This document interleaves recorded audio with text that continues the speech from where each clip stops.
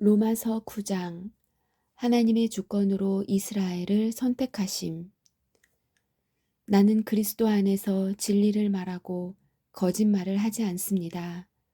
이것은 성령 안에서 내 양심이 확증하는 사실입니다. 내게는 큰 슬픔이 있고 내 마음속에는 고통이 쉴 새 없이 밀려옵니다. 나는 내 동포, 내 동족들을 위해서라면 나 자신이 저주를 받아 그리스도로부터 끊어져도 좋다는 각오가 되어 있습니다. 그들은 이스라엘 백성으로서 하나님의 아들이라는 신분을 얻었습니다. 그들에게는 하나님의 영광이 있고 하나님과 맺은 언약이 있고 율법과 성전 예배와 약속들이 있습니다. 족장들이 그들의 조상들이며 그들의 혈통에서 그리스도께서 나셨습니다. 그리스도는 만물 위에 계시는 하나님이시며 영원토록 찬양을 받으실 하나님이십니다. 아멘. 하나님께서 그들에게 하신 약속이 실패로 돌아갔다는 것이 아닙니다. 이스라엘에게서 태어난 사람이라고 해서 다 이스라엘 백성인 것은 아닙니다. 아브라함의 자손이라고 해서 다 아브라함의 자녀인 것은 아닙니다. 하나님께서는 이삭에게서 난 자라야 내 자손이라 부르리라 라고 말씀하셨습니다. 다시 말해서 자연적인 출생에 의해 태어난 아브라함의 자손이 하나님의 자녀가 되는 것이 아니라 약속의 자녀라야만 아브라함의 자손으로 여김을 받게 된다는 말입니다. 하나님께서 아브라함에게 하신 약속은 이러합니다. 정한 때가 되어 내가 다시 오리니 사라가 아들을 낳을 것이다. 그뿐만이 아니라 리브가가 우리 조상 이삭 한 사람에게서 아이를 임신했을 때에도 그랬습니다. 두 아들이 태어나기 전에 그리고 그들이 무슨 선이나 악을 행하기도 전에 하나님께서는 선택하시는 목적을 굳게 세우기 위해 리브가에게 다음과 같이 말씀하셨습니다. 형이 동생을 섬길 것이다. 이렇게 말씀하신 것은 하나님의 선택이 사람의 행위가 아니라 불러주시는 분의 뜻에 달려 있다는 것을 보여주기 위해서입니다.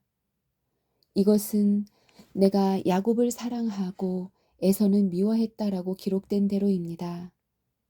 그렇다면 우리가 무엇이라고 말할 수 있겠습니까? 하나님이 공정하지 못하시다고 말할 수 있겠습니까? 그럴 수 없습니다. 하나님께서 모세에게 내가 자비를 베풀고자 하는 사람에게 자비를 베풀고 불쌍히 여기고자 하는 사람을 불쌍히 여기겠다라고 말씀하셨습니다. 그러므로 모든 것이 사람의 요구나 노력에 달려 있는 것이 아니라 하나님의 자비에 달려 있는 것입니다.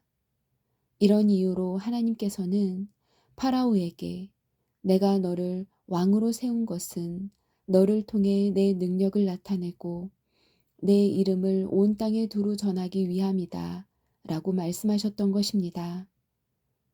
그러므로 하나님께서는 그분의 뜻대로 어떤 사람에게는 자비를 베푸시고 또 어떤 사람은 완고하게도 만드십니다. 하나님의 분노와 자비. 그러면 여러분 중에서는 나에게 이렇게 말할 사람이 있을지 모르겠습니다. 그런데 왜 하나님께서는 우리가 잘못했다고 우리를 책망하시는가? 하나님의 뜻을 거스를 사람이 누가 있단 말인가? 그러나 사람이 무엇이기에 감히 하나님께 말대꾸를 한단 말입니까? 토기 그릇이 자기를 만든 사람에게 나는 왜 이렇게 만들었소? 라고 말할 수 있습니까? 토기 그릇을 만드는 사람이 똑같은 진흙으로 귀하게 사용할 그릇과 천하게 사용할 그릇을 만들 권한이 없단 말입니까? 하나님께서 진노를 나타내시고 그분의 능력을 사람들에게 알리시기를 원하셨으면서도 멸망받기로 되어 있는 진노의 그릇들을 인내로써 참아주셨다면 어쩌시겠습니까? 또한 하나님께서 그렇게 하신 것이 영광에 들어가도록 미리 준비하신 자비의 그릇들에게 그분의 풍성한 영광을 알게 하기 위해서였다면 어쩌겠습니까? 하나님께서 부르신 자비의 그릇이 바로 우리들입니다. 유대인 중에서만 부르신 것이 아니라 이방인들 중에서도 부르셨습니다.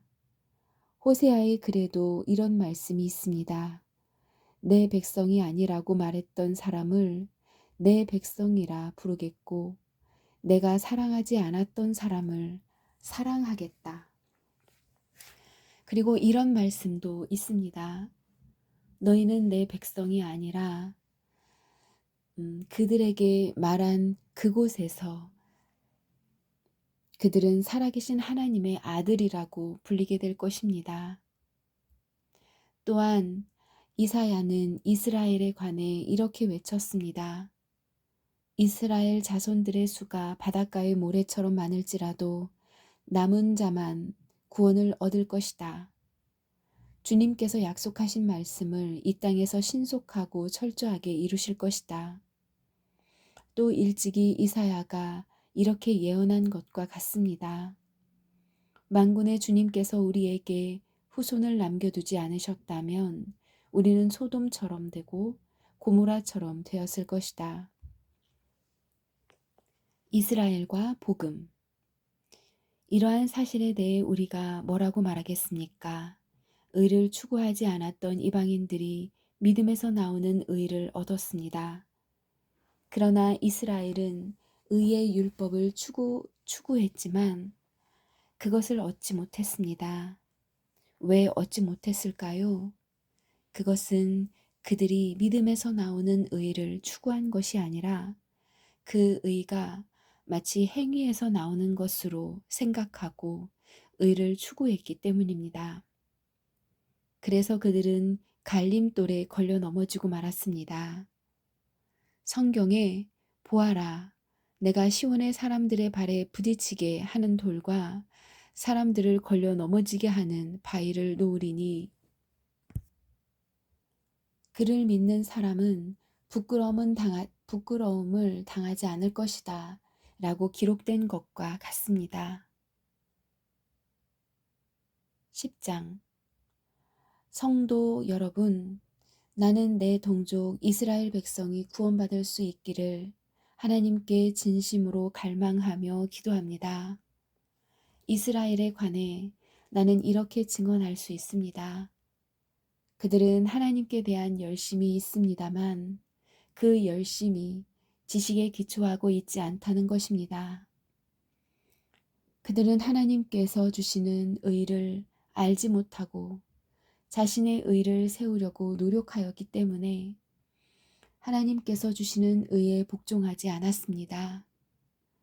그리스도께서는 모든 믿는 자에게 의가 있도록 하기 위해서 율법의 마침이 되셨습니다. 모든 사람에게 구원이 임함. 모세는 율법으로 얻게 되는 의에 관하여 율법을 행하는 사람은 율법으로 말미암아 살 것이다 라고 기록했습니다. 그러나 믿음으로 얻은 의는 이렇게 말합니다.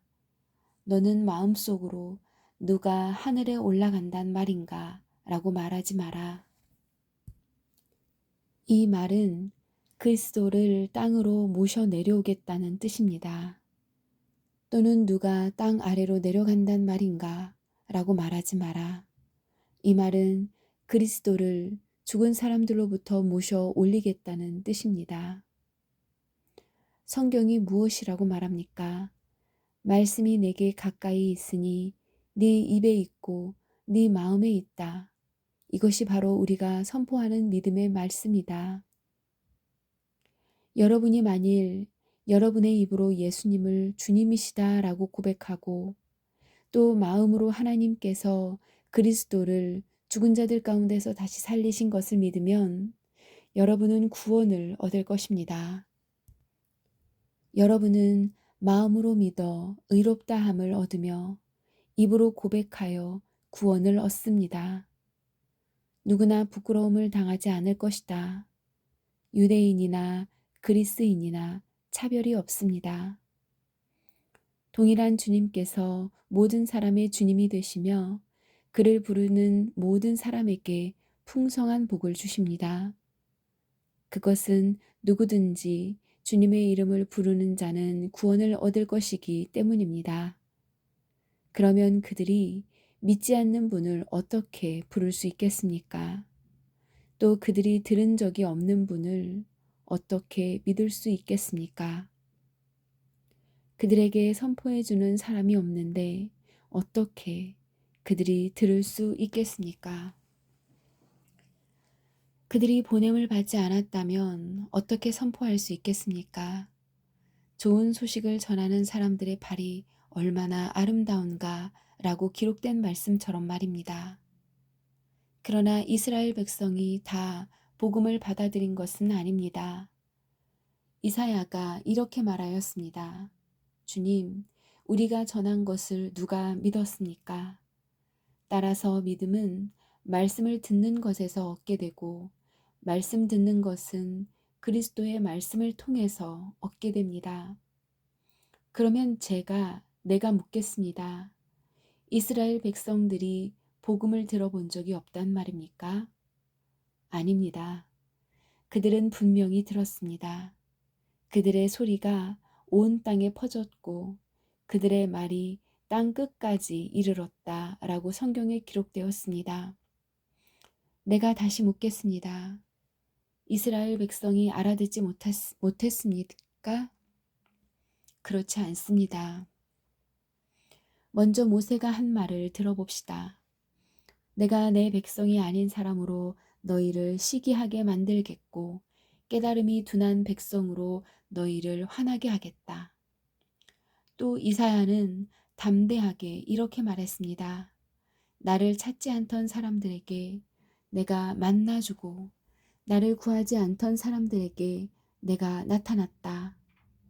그러나 이스라엘에 관해 하나님께서는 복종하지 않고 거역하는 백성을 향해 나는 하루 종일 내 손을 내밀었다 라고 말씀하셨습니다.